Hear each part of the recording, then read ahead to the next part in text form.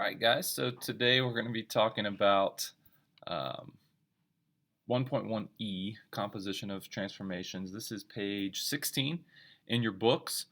We're going to go ahead and see what happens when we do more than one transformation on the coordinate plane to one of these figures.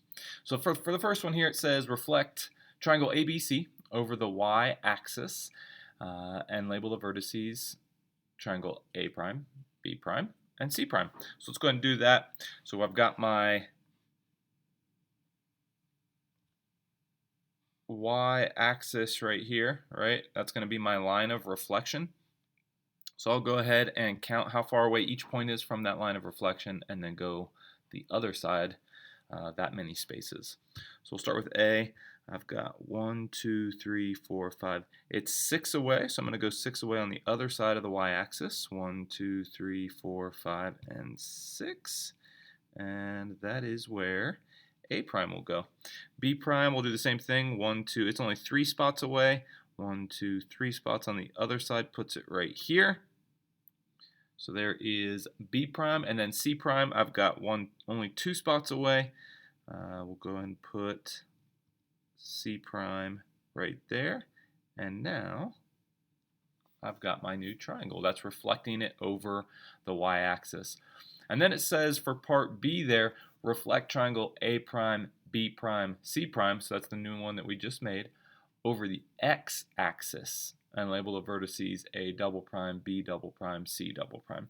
So we'll go and count for each point. I'll start same order A, B, and C. So I'll count 1, 2. A prime is only 3 spots away from the x-axis, so I'll go down 3 spots. 1, 2, 3 to the other side.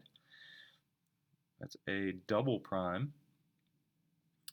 B prime is 1, 2, 3, 4 spots away, so I'm going to count down 4. 1, 2, 3, 4 spots away for B double prime.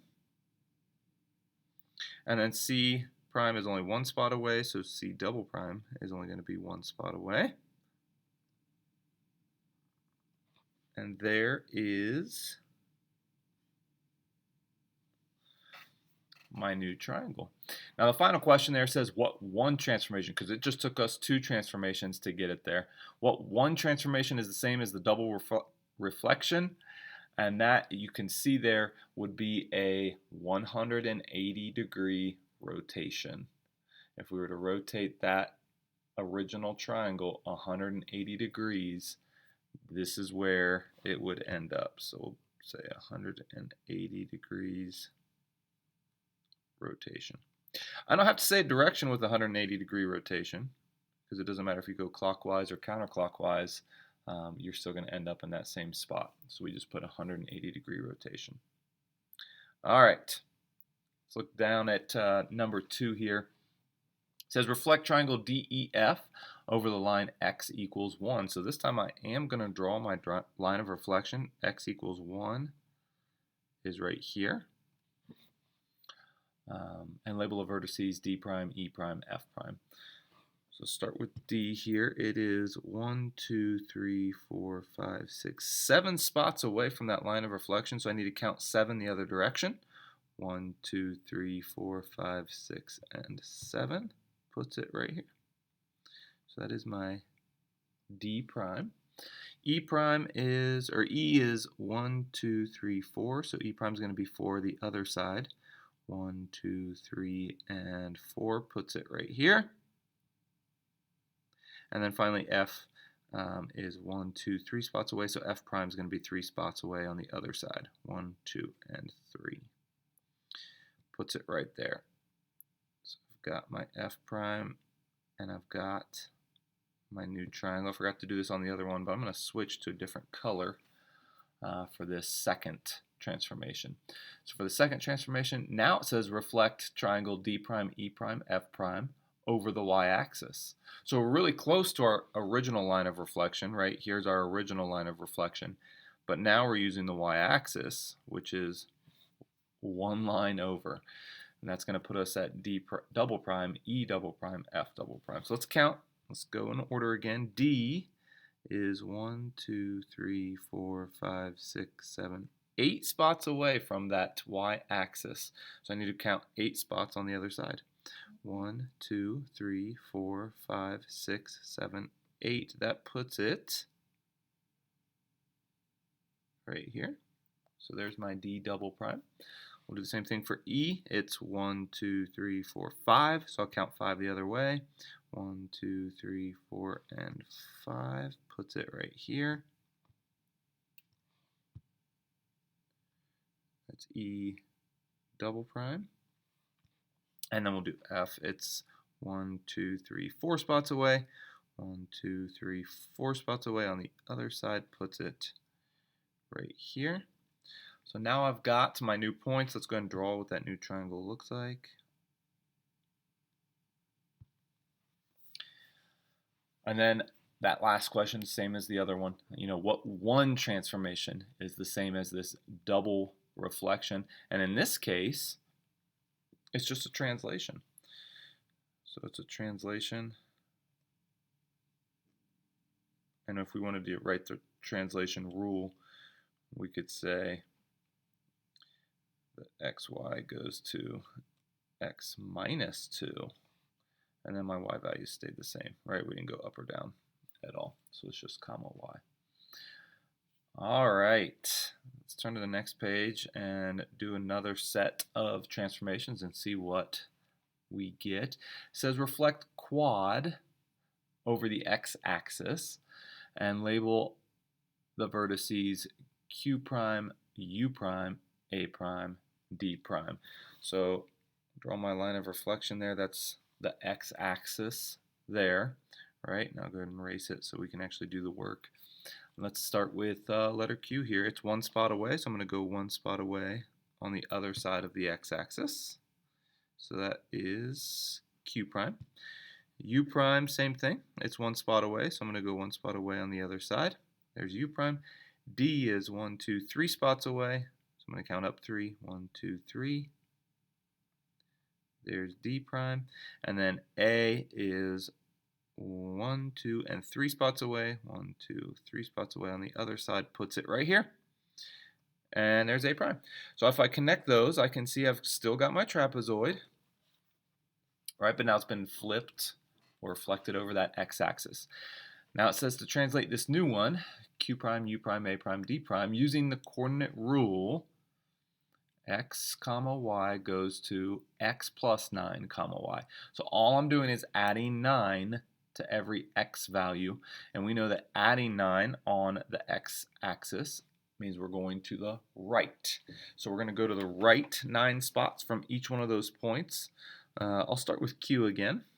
If I count over, I'll use a different color for our new shape here. If I count over, it's 1, 2, 3, 4, 5, 6, 7, 8, and 9, which puts it right here. And I'm going to do the same thing for each one of these. Count over for U prime, and that puts it right here.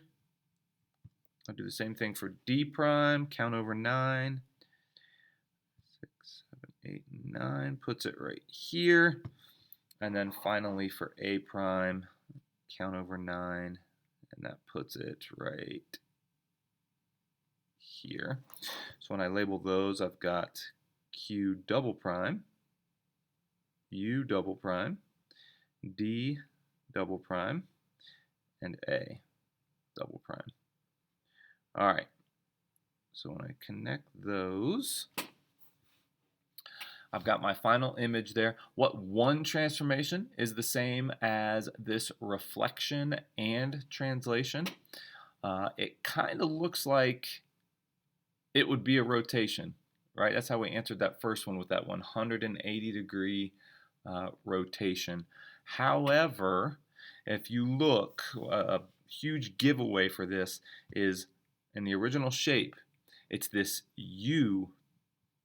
That's the original point. That's the closest to the origin. So if I were to rotate that 180 degrees, this should be U double prime, and it's not, right? When I rotate that, this should be, this point here should be U double prime, if that's the transformation that actually took place, and it's not, right? Our composition didn't give us U double prime there. It gave us Q double prime there. So rotation doesn't work for this one.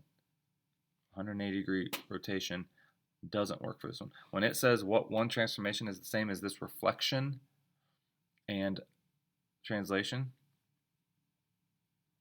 there isn't one.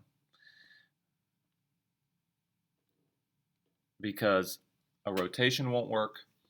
Some of you might think, well, what if there was a line of reflection that went down like this?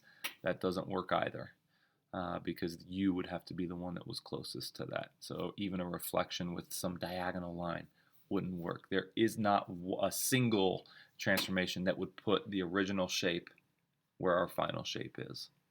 Okay. All right, let's go on to number 4, last one. Translate quad using the coordinate rule. Also, this time they're starting out with the translation first. So we're going to go over 9 spots. The y value doesn't change at all. It just stays the same. So let's count over 9 spots. I'll start with Q again. 1, 2, 3, 4, 5, 6, 7, 8, 9. Puts Q prime right there. Do the U next. 1, 2, 3, 4, 5, 6, 7, 8, 9. It puts that one right there.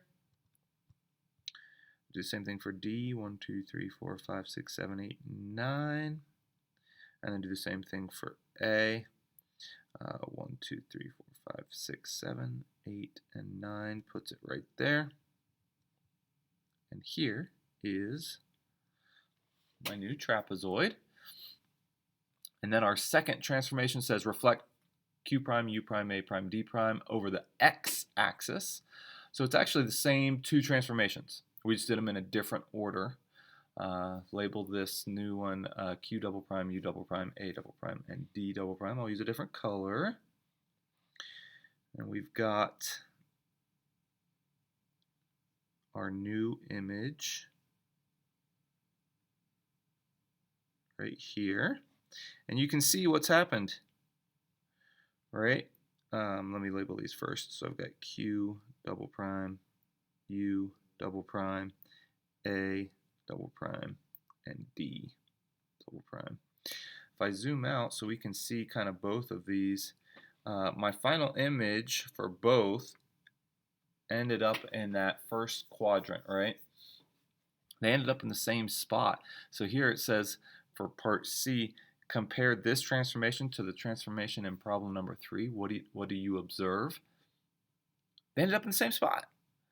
It didn't matter if I did the translation first and then the reflection, or if I did the reflection first and then the translation. They ended up in the same spot, right? So the order that we did those 2 transformations in when we're doing these composition of transformations, it didn't matter. They were still giving us the same one. So the 2 had the same final image.